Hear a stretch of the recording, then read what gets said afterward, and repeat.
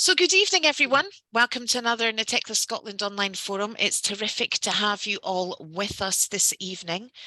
I am delighted to welcome Hannah Avison, who is an ESOL tutor and project worker with the City of Edinburgh Council Resettlement Programme.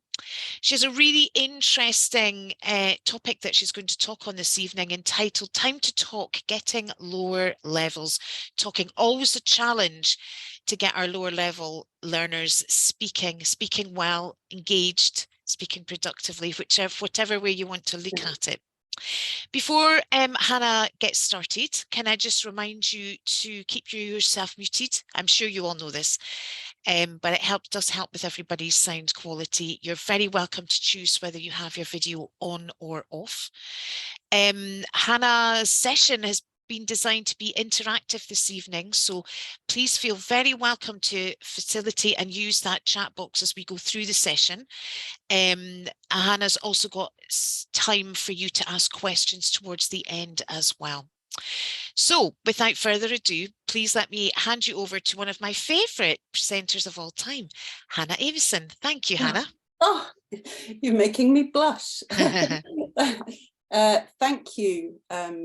Thanks, Pauline, for the introduction. And yeah, thanks for coming along to this month's online forum.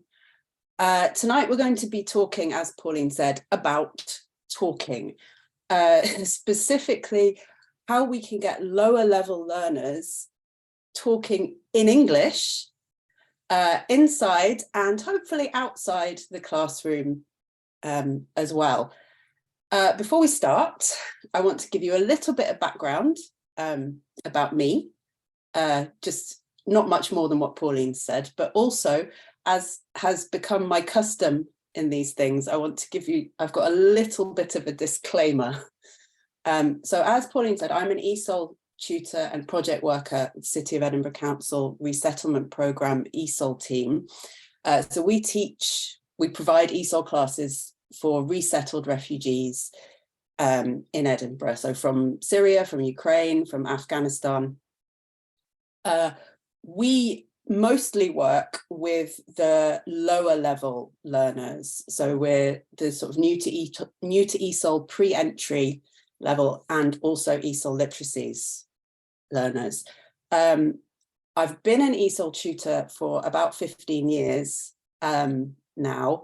And for most of that time, I have been teaching the lower levels and ESOL literacies learners. But at the very beginning of my career, I also did some kind of conversation discussion type groups for higher level groups. Now, this is my disclaimer. It doesn't make me an expert on either thing. I'm still learning all the time, but what I'm hoping to do this evening is to share some of my experiences and give some hopefully practical suggestions on things that I've tried and had some successes with.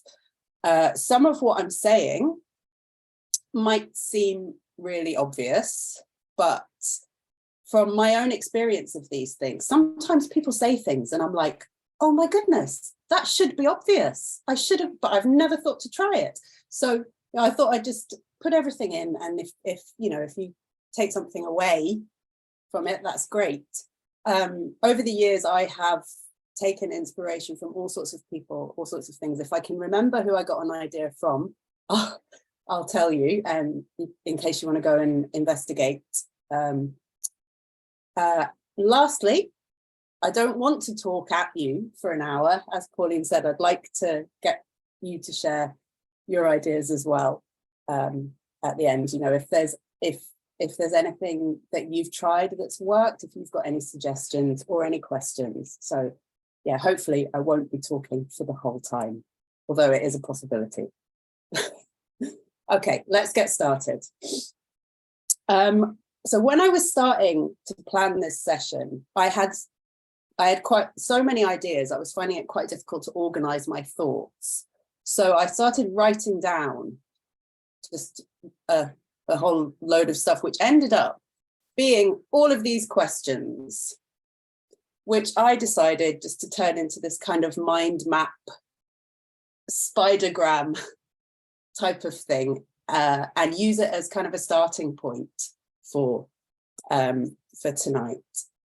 Maybe we'll arrive at some answers to some of them together this evening, or maybe they're just something to think about. But yeah, that's what I thought. Is looking at all of these questions, what I'd like to start with is this one. What is the aim of a conversation class? If you can just type it in the chat and I'll have a look and read some of them out. What's the aim of a conversation class?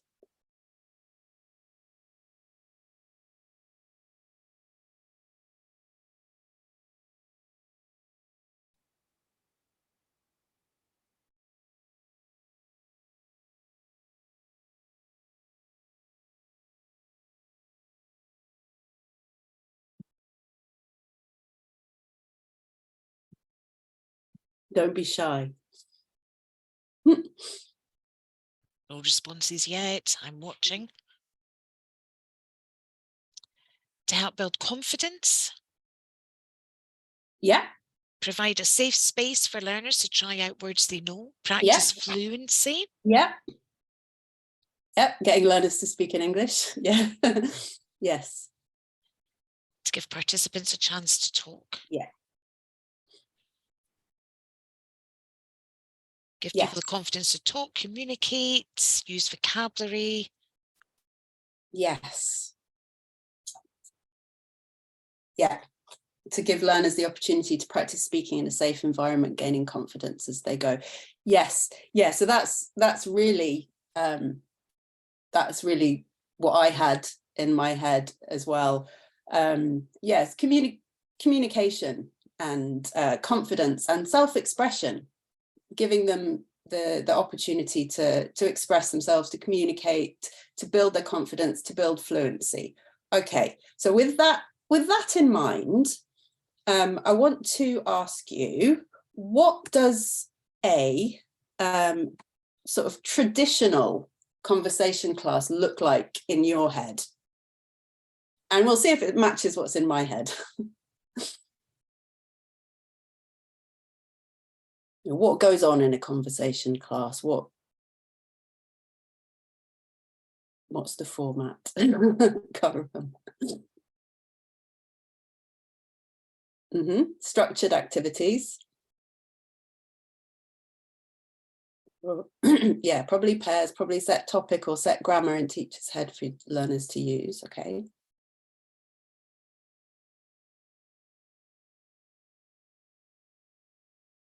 Clear aim. Role plays, yeah. Pair talk, group talk, yes. Yes. So yeah, from my experience, yeah, student-led discussing topics as they come up, sometimes whole class, other times in small groups. Yes, students in pairs or small groups, visual stimulus. Yes, so yeah, from my experience of kind of traditional conversation classes, and they're usually aimed at higher levels, there are questions or topics for discussion written on a board or on a screen or a worksheet, and learners give their opinions about the things they've read, sort of facilitated by the tutor, probed maybe by the tutor, kind of like what we're doing now. Or sometimes there's a text for learners to read or a video clip to watch as a starting point for discussion. And yeah, the aim is to give people the chance to talk, and sometimes there are role plays and stuff as well. Okay, so why might that format not work with lower level learners? And what do I mean by lower level learners? Feel free to answer one of those or both of those in the chat. Got any ideas about that?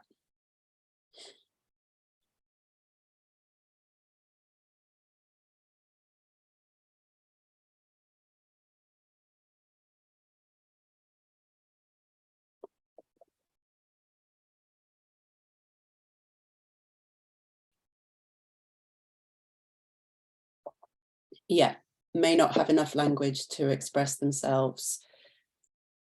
Yes, might have too much to say in their first language, not enough words in English, they get frustrated. Yeah, they might not have the language or the confidence to speak fluently without structure. Yes.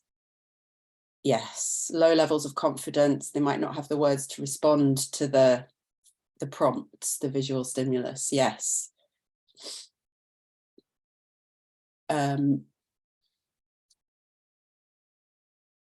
Yeah, so that's sort of, yeah, that's part of of my thinking as well. So with a traditional conversation class, you're starting with the assumption that the learners already have a lot of the language they need, and they just need to practice it and develop fluency and confidence. Maybe they need a bit of vocabulary input, or, you know, language for disagreeing politely or asking for clarification or that kind of stuff.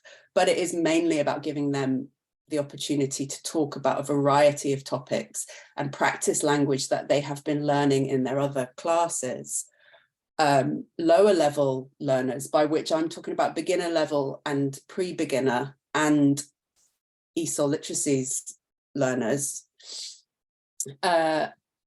don't have that language yet to discuss topics in depth, or, you know, feel confident giving their opinions about the types of topics that you might see in a conversation class. And using written questions or statements as a starting point for discussion might be a barrier to begin with for those learners. Oh yes, Julie's just written a higher level may learn topic language in conversation class. At lower level, they need basic expressions for any conversation. Yeah, that's right. So I think we've kind of talked about this a little bit already, but what stops learners talking? In class, outside class?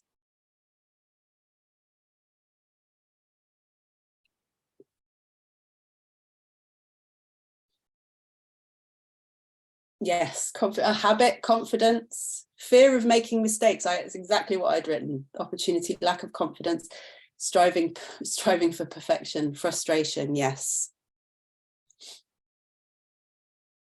Oh, yeah, sometimes there are more confident talkers in the group and it stops other people talking. Yeah, and their mind goes blank. Yes, that is another one. I'm going to come back to that. But yes, fear of making a mistake, not knowing the words, lack of confidence, shyness, all of these things. Yes, scared of not understanding. Yes, yeah, we've all had that.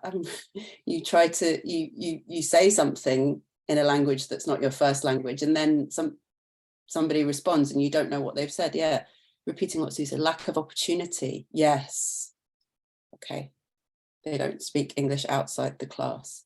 So yeah, all of these things stop learners talking. So yeah, we might first need to give them the language to use, sort of basic phrases and conversational things, and the space or the opportunity to practice using it in a controlled way so that they feel comfortable using it independently, maybe even so they don't need to think about it too much, that it becomes automatic. And that brings me to my next question, which is, why can't I remember what I had for breakfast yesterday, but I can remember all the words to, feel free to insert any pop song from your childhood. I've gone for the classic, I Think We're Alone Now, from 1987. Why can I remember all the words to that, but I can't remember what I did yesterday? And a follow-up question to that, which might be a little bit more directly ESOL related, could be, what language or phrases do your learners feel comfortable using, confident using, and why do you think that is? So what is it about things that you can remember that makes them memorable?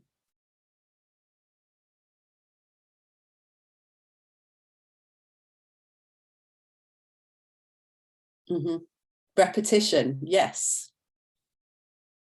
Meaning, yes. Personal to them and they're interested. Yeah. Music helps memory. Yeah, easy to pronounce. Yeah.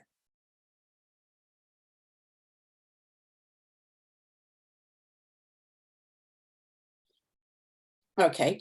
Yeah. So yes, it's words they hear every day. Yes, it's about it's about familiarity, repetition. It's about music and rhythm and being relaxed and fun and things like that. The things that my learners generally feel most confident talking about is things that we do or language we use every lesson, you know, like greetings or talking about the weather, things that they have repeated a lot. So yeah, it's about all of those things. And I have another question, which I'm gonna, what are the 3 R's? And it might not be what you think, but I don't want you to answer that. I'm going to come back to it later. I have a final question before I get off this screen, and I'm going to have a bash at answering this question myself. Where do I start? Where do I start? Where do you start to get learners talking? So, oh, sorry, I keep pressing the wrong button to change the slide. Where do I start? So yeah, as with pretty much everything else with lower levels and ESOL literacies learners in particular, start with your learners. What language do they need? What do they need to be able to talk about? Or what do they want to be able to talk about? Some ideas could be things like offering food and drink to people, asking for directions, talking about the weather, classroom language. Maybe they, things like, sorry, I'm late, or I have an appointment, I need to leave early, or can I borrow a pen? I don't have a notebook. Things that are useful, making an appointment at the doctor's, and the questions and answers that go along with that. Asking about buses, and there's all sorts of things, loads of things you could do, as long as it's stuff that they need or they want to talk about. So what I'm going to do now, what I'd like to do is look at a couple of examples from my experience, and the first one is the first one on that list. Back in 2018, it was a long time ago, I did a little pilot mini class with our learners called Time to Talk, and it was an extra hour at the end of a lesson that was just focused on speaking, and it was with an ESOL literacies group. It was in response to feedback, because there was feedback from our learners at all levels that they wanted to do more speaking. I think sometimes when we're teaching ESOL literacies learners, we get quite bogged down in, you know, sort of, we need to teach them reading and writing and letter formation and all of that kind of stuff, and we forget that they also need to communicate. So they all said that they wanted more speaking, so we did this pilot for a little while, and carried it on afterwards. It stopped in its sort of, obviously it stopped in its classroom format because of COVID in 2020, but anyway, I'm rambling, I'll stop. So the idea for the first lesson or mini lesson came from my observations of my learners in the classroom. They, you know, at break time, they wanted to make me a cup of tea or a cup of coffee, but they didn't feel confident with the language to ask me what I wanted. Did I want sugar? How much coffee? You know, all of that. So I thought, okay, well, I'll start with that, and we'll see how that goes, and we'll build on that. So what I want to do first is have a little look at how I approached this getting the learners to talk, which is sort of like my top tips for getting lower level learners talking. Hopefully when I talk about the examples, I'll manage to illustrate all of these, hopefully. So yeah, start with your learners.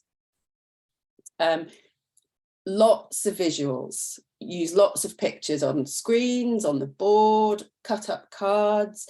I put posters or A4 pictures all around the walls for some things. Lots and lots of visuals. Teach chunks of language. Look at sort of small, relevant, useful chunks of languages, like questions and answers, things that they need to know. Look for patterns. Is there a pattern in the language that you're teaching that can be used with other things that they can use again?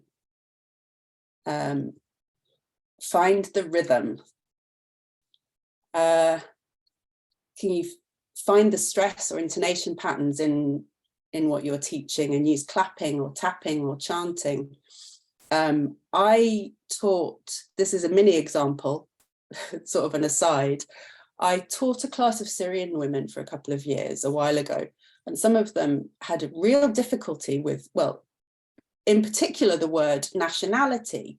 They just couldn't get it. They kept skipping over syllables and they not quite getting it. And one day, I was just standing in front of the class and I just sort of danced it with my shoulders. I went, nationality, and they did it back and it stuck. It was just a way of just getting the number of syllables and the rhythm of the word. So if you can find the rhythm and find a way that works with your learners to sort of get that across, even in a word, there's a rhythm to tap. What's the next one? Strength in numbers. I did lots of drilling, choral chanting and repetition, call and response from me to the whole class or from the whole class to me, takes the pressure off the individual. Also, from going back to what somebody said in the chat, if it also means that the most confident learner isn't the only one who's speaking, because everyone is speaking. And we do lots of choral stuff until they feel confident and comfortable with the language that you're teaching. I use the sort of structured choral approach for most of the hour, aiming to build towards some more kind of independent practice in the last kind of 10-15 minutes when they'd really sort of relaxed into it. Find the fun. Gamification's been a bit of a buzzword, but it is true that when people are having fun, they learn more easily. So can you make a game or some kind of fun activity out of what you're doing? Little and often. Yeah. Don't teach too many words too much all at once, and repeat it often. And I've kind of repeated myself by accident. Take it slowly and repeat, which is which is slightly different. Yeah. Repeat it often and just build up slowly. Because it might take learners a little bit of time to pick something up and feel comfortable with it. Another thing is take away the written element. Often when you're asking learners to practice a dialogue that's kind of written on a worksheet or in a book, they get really sort of focused on the words on the page and the effort of reading the words on the page that they forget. You might have been practicing the language with them for a while before you ask them to practice the dialogue, but they forget that they've been saying it fluently for the last 10 minutes, and they just focus on the words on the page. So that takes away from the communicative element and from fluency. Some people like to take notes and have the written word kind of match to the spoken word, and that's okay, but try to do it both ways. Have a go with words and without words, and give everybody the chance to try both ways. Okay. As I said, the first example was about offering food and drink. So what I wanted to get people to get to was this: would you like a cup of tea? Yes, please, or no, thanks. And all the other things that you might want to offer a visitor to your home.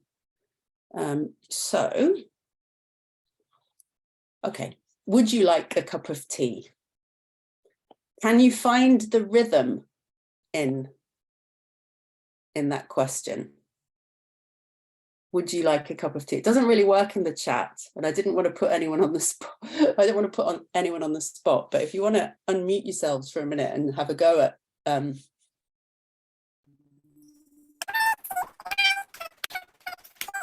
yeah, it's cool.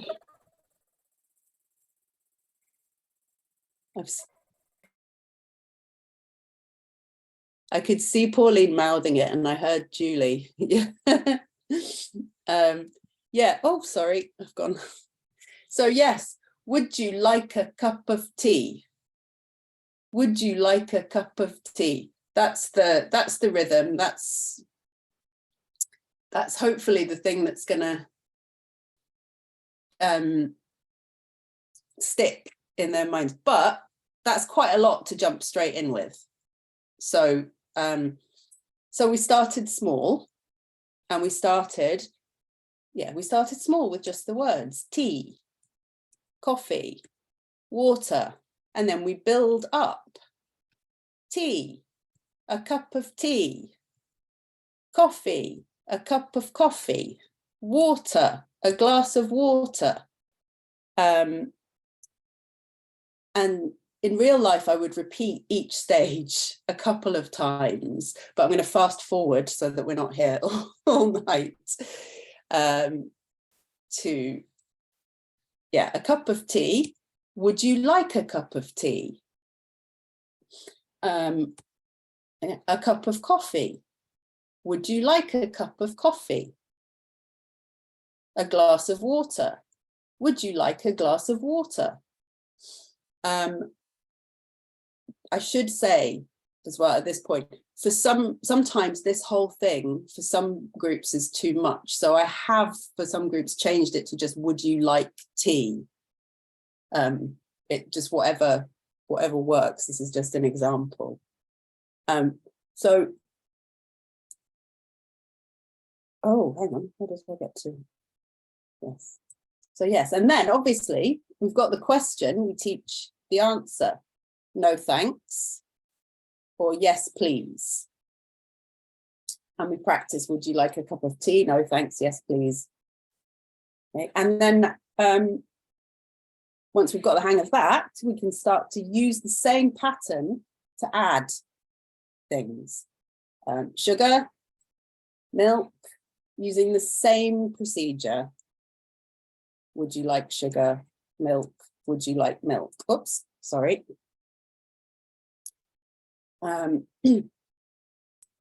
Would you like a cup of tea? Yes, please. Would you like sugar? Yes, please. Would you like milk? Yes, please. And then you can see, oh, hang on, yes. So then you can see, we've got the hang of it with all of the, you can see if they can give you the whole thing from just the picture prompt and a single word with the question mark, because we've practiced, would you like a cup of tea, and get them to shout it at you.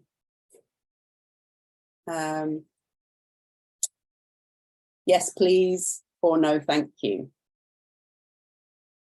And now they've hopefully got the pattern by now. So you can start to think of other things that you might want to offer to a visitor who comes to your home? Would you like a biscuit?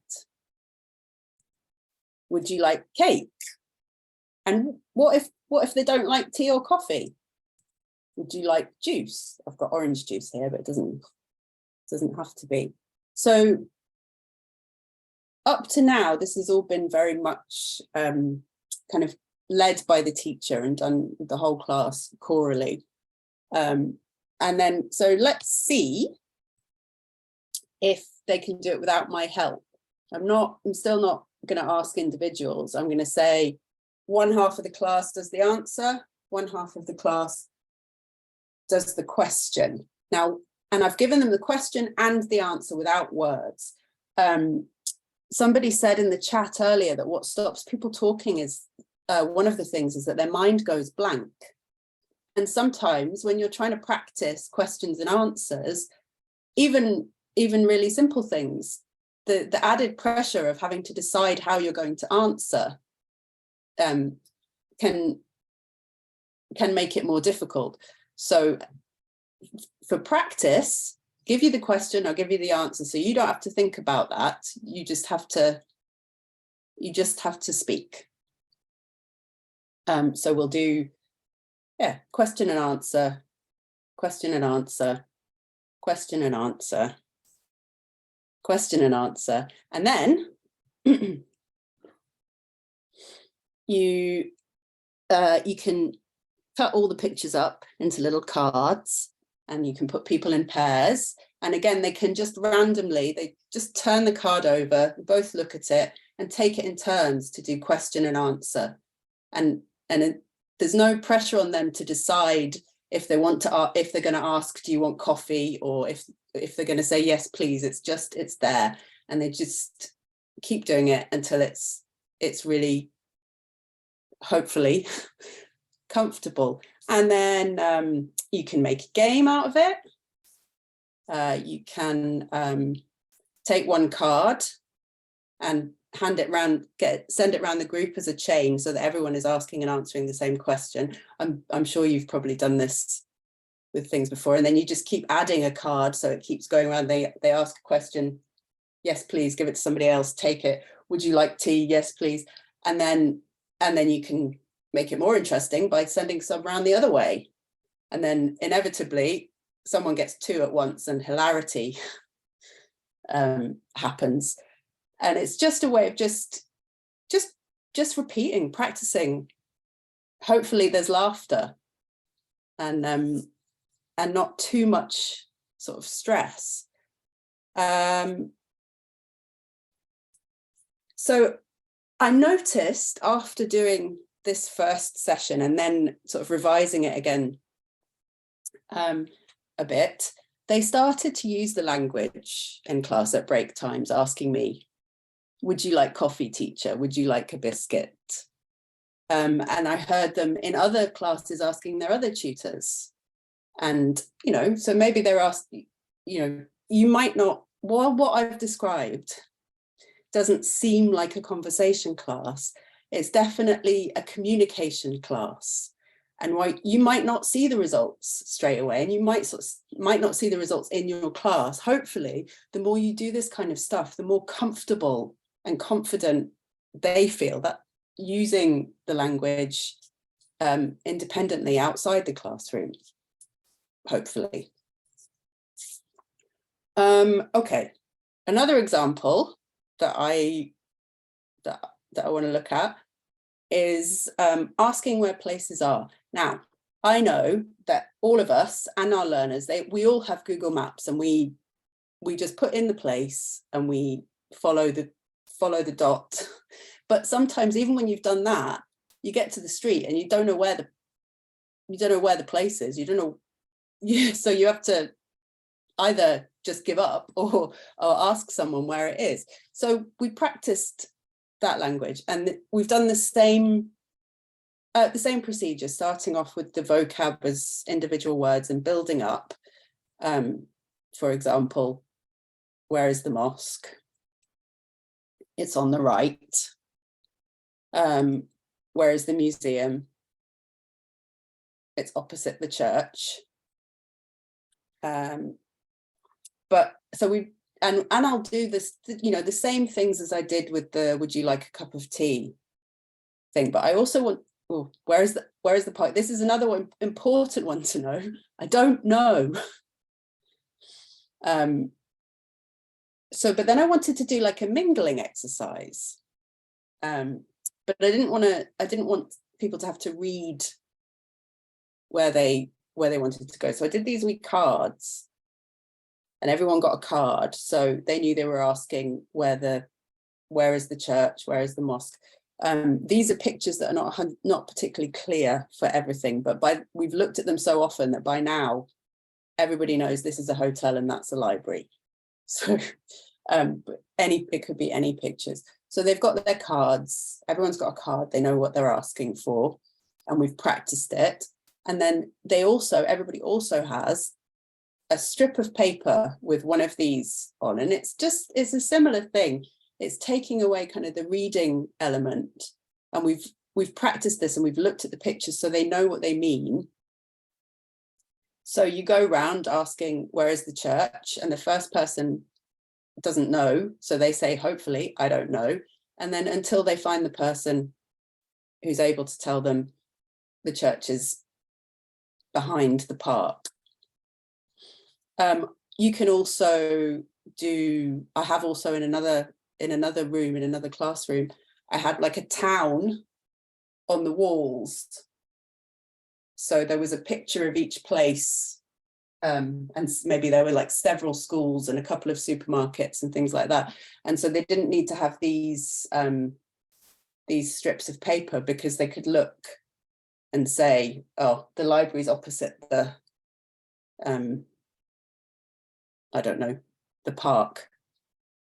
So that's one idea of a way to help learners use the language. The next one is not strictly, I suppose it's not strictly conversation, but it's kind of encouraging learners to talk, and getting people used to the rhythm of a sentence, of a word. And it's a variation on a couple of old favourite games. So I went to Primark and I bought, and we do it all together. And so we start off a dress. You could say a red dress.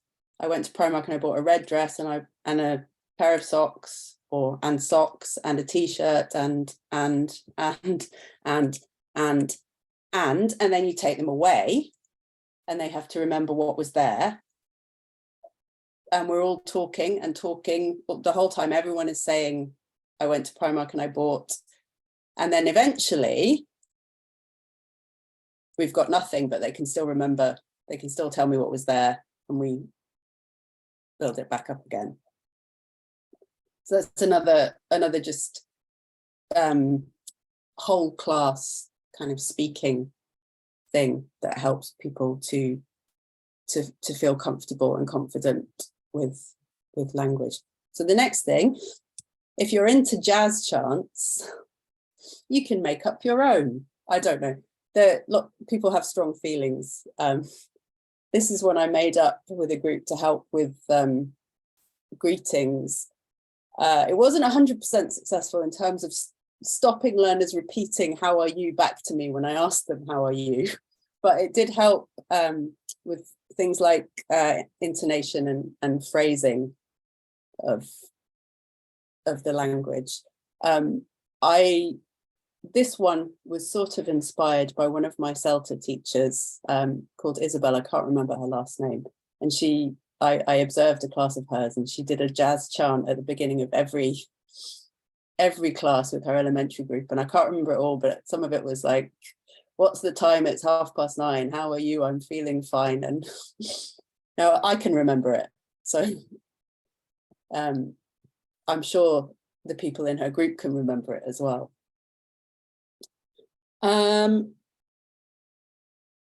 I did another one that isn't pictured, was one I did with another group about checking if you're on the right bus.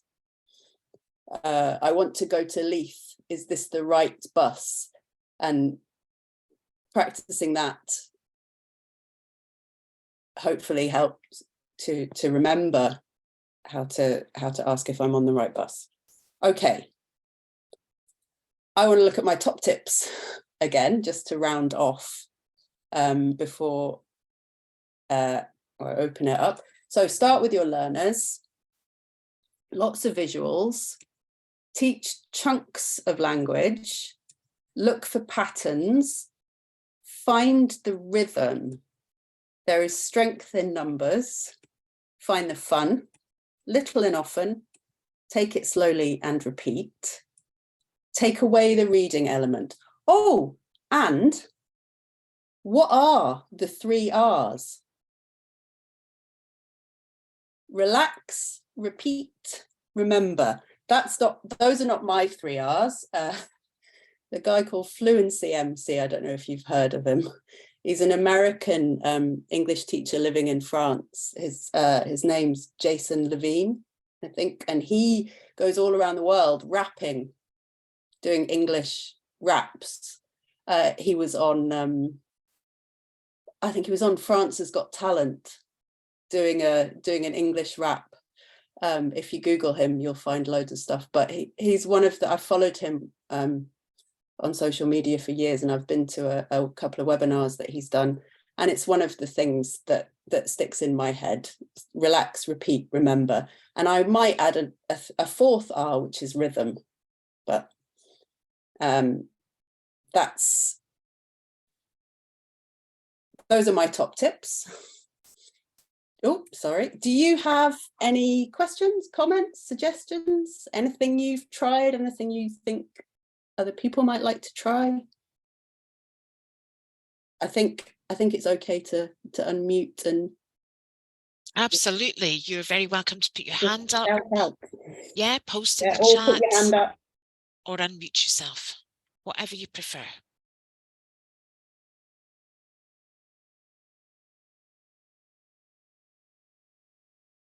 Everyone is very quiet.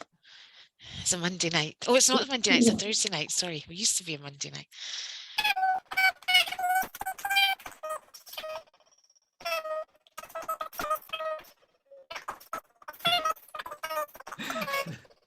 Okay. So I think Julie's trying to ask a question, but I wonder if we have a problem with your sound quality, Julie. You sound quite a little bit squeaky for but I don't know if that's my headphones. Hannah, are you hearing the same? Yes, I can't. I'm yeah. sorry, the sound has gone. I don't know if you, Julie, if it can't improve, I don't know if you want to type it into the chat box. I think you're on mute now.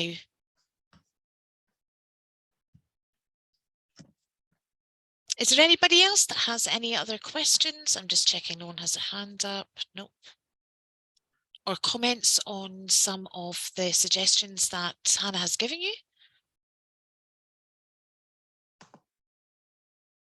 So Julie's popped in the chat box, TPR. Total physical response. Is that right? Yeah. I don't know if I have as such. I've definitely tried getting people moving. Have you tried it? Yes. Yeah. Hannah, would you, just in case anyone in the room doesn't know what it is, do you have a moment to explain what total physical response is? So I don't want to get it wrong. So it's about you getting people moving, using your body as a way to remember things, but there's probably more technicalness to it than that. Maybe I think Julie might be typing it into the chat. Is it working now? It is working now. I mean, I don't know about the technical thing, but what I've used it for is moving your body when we've done like health and doctors and stuff. So things like roll up your sleeve, open your mouth, say "ah," those kind of phrases, and then getting them to tell each other. So you're acting out. So the language. Yeah. So it there's another way for it to stick in your brain. Yeah. Yeah, a bit like your lovely shoulder dance. Yeah. And so because and they would, for a while, if we came across that word, you would see them sort of go. So it's funny the things that Sounds great. I must try that.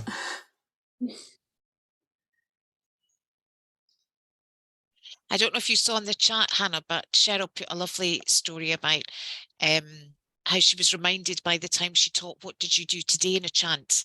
And then she met a Syrian student from that class 5 years on from teaching that, and the student still remembers the song. So that's excellent. But I loved your analogy about, why can I remember the lyrics to a song from the 80s and not remember what I had for breakfast? I think that it really feeds directly into how we learn, doesn't it? And it comes down to repetition. I don't think you can ever have enough repetition, particularly at low levels. It's just about how you come at that repetition. So it's not boring, isn't it? And I think as well, people have strong feelings about chants and jazz chants, and some people really hate them. Yeah. But it doesn't have to. So I think I've maybe with "Would you like a cup of tea?" It's not really a jazz chant. It's just the rhythm of a question, and it's slightly exaggerated to help you remember. But you don't have to chant it. You can clap it. You can tap on the table, whatever works. But I think the rhythm of words is one of the things, and the rhythm of songs. It's not just music, it's rhythm that helps us to remember things. And like nursery rhymes that everybody has, and things that we remember because of the rhythm. I've done clapping and tapping and things, and it does seem to help in those situations, like your learners who couldn't say nationality. Yes. And sorry. No, go. Another thing with your lovely dialogues with the would you like a cup of tea and things, is I made a dialogue again on strips, and they got one strip each, one part of the dialogue, and then they had to put themselves in order in the classroom physically so that the dialogue was in the right order. So they had to say their phrase to each other and make sure the right person was asking, would you like, it wasn't a cup of tea, it was something else. But yeah, that's another, so it's just a different way of doing things. So it's not so the repetition isn't boring. The repetition isn't repetitive. Yeah, do it a different way. Cheryl's also popped a lovely comment in the box, folks, about using realia, bringing in, she's used the example of clothes, so much to talk about, so much that can be produced and ask questions, repeating the colours, the items, the size, how much does it fit, too small, too big, which is a great idea. Actually, something like that with recycling. Yeah. Like getting them to, which bin does it go in? Yeah, it's a great plastic, idea. Glass, yeah. And I think another thing is that sometimes if you're trying something new, like I take inspiration from, in a sort of loose sense, from Fluency MC. I don't think I'm cool enough to rap. But I don't want to do necessarily a traditional jazz chant, so it's somewhere in between. And sort of have faith in what you're doing. It might, at first people might be a bit like, what's she doing? Why is she doing that? But persevere, and hopefully everyone will get on board and might laugh, and you might do some remembering at the same time. Another quick one is to record it on their phones, so phrases that they're trying to learn how to say, they can go take it away with them. Yes, record it on their phones, and they can listen to it again. Yeah, definitely. That's a great idea, actually, isn't it? Really simple, and lots of learners use their phones, so it's a very accessible way for them to take something away from your Exactly. class. Asad, you have your hand up. Yes, I do. Yeah, hi. Hello. Hello. I just want to say that was a really useful webinar. I find them so helpful because I teach. I currently teach quite a lot of pre-entry learners in a hotel where I live in Northampton. Oh, okay. And I think someone mentioned about the fear of speaking, and to be honest, I haven't done much speaking with them because I've sort of fallen into the trap of sort of reading and writing literacy. And I think I only realized even today, maybe, or yesterday, that I'm not doing a lot of speaking, and I'm going to try and sort of implement that. But also I think that the wider context, and at the moment, the government sort of clamping down and sort of saying, we don't want you here, not in so many words, but yeah, I think that also has an impact on learners, because what I found is that they have very few opportunities to speak to English people. So in the hotel where I am, I think 80% are from Sudan, so they end up speaking Arabic with each other, with our other Arabic speakers. But I think the wider context, it really, and I think a few weeks back there was protests in Liverpool, and I think that can really affect people's confidence and their willingness to sort of make mistakes, because that's what sort of learning a language is, especially in terms of speaking. It's about willing to make mistakes. And so, yeah, it is a really useful webinar, and the things like the pictures, and yeah, fantastic. Yeah, you're right. I think if you can give people enough of a chance to practice in a safe space, then hopefully it will help them to use the language outside the hotel, outside. Because sometimes even with sympathetic people, like people have said to me that they want to be able to talk to their neighbors, but they felt, and their neighbors were really friendly, but they didn't have the confidence. So yeah, if you can give them enough opportunities in a safe space to practice and make mistakes there, then hopefully it helps. Yeah, thanks. Thanks, Asad. And on a side note, I'm from Northamptonshire, which is Small world. Yes. Small world. Okay, so it's nearly 5 to 8 o'clock when we finish, around about 8 o'clock. Does anybody have any other last questions or comments they would like to add while you're debating that? I'm going to put in, as you know, we record these sessions and they go onto our YouTube channel. So if you want to dial back and look at Hannah's session again anytime in the future, I've put the link into the chat box so you can lift that and have a look. So does anyone have any last questions? Cheryl's also written something in the chat. If you have the chance to take your learners out, it's a luxury. You can pre-teach vocab, do role plays, etc. in the classroom, and then use the language outside the classroom. Yeah, did this with buying train tickets. Oh, amazing. Then they went out and bought their own. That's really cool. Very, very cool. Yeah, a colleague. It is cool. A colleague of mine did a sort of similar thing where she took the learners to a local supermarket, and she'd asked, it's not quite as authentic, because she'd asked the manager if he could come and if they could ask him where something was, and he would show them. But yeah, if you can get them to use it in real life and take them out of the classroom, that is excellent. That's a lovely message from Anki as well. I'm meeting class for the first time. What has been a successful way of getting to know your learners? Can you share an example of that, Hannah? Oh, meeting in class for the first time. Just usually concentrate on names in the first instance.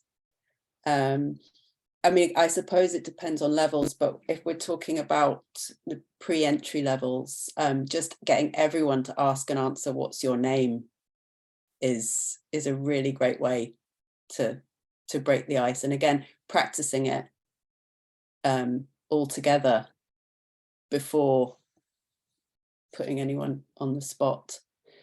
Does anybody else have any suggestions of getting to know learners? I would do the same, Hannah. Do the repetitive question and answer round each student in the class. Usually sort of almost pantomime exaggerated by shaking hands. So it's a bit of informal and a bit of a giggle. I quite often do it with throwing a ball. Yes. Standing in a circle, throwing a ball, and you just have to throw it at someone and say, what's your name? But we've practiced the language first. And then, sorry, I've just, while I was talking, I've thought about it a little bit, sort of after a couple of lessons, I'll do, so my name's Hannah. I'm from England. His name's Mohammed, he's from Syria, and get people to do that. So you have to listen to the last person and say, my name's whatever, and that person's name's whatever that was, so that and then we'll do that with the ball as well, so that it's not just the person next to you, so they actually have to listen to everybody speaking. And that's sometimes quite fun. Yeah, my name's Cheryl and I like, yes. Yeah. It's nice and easy. Yeah.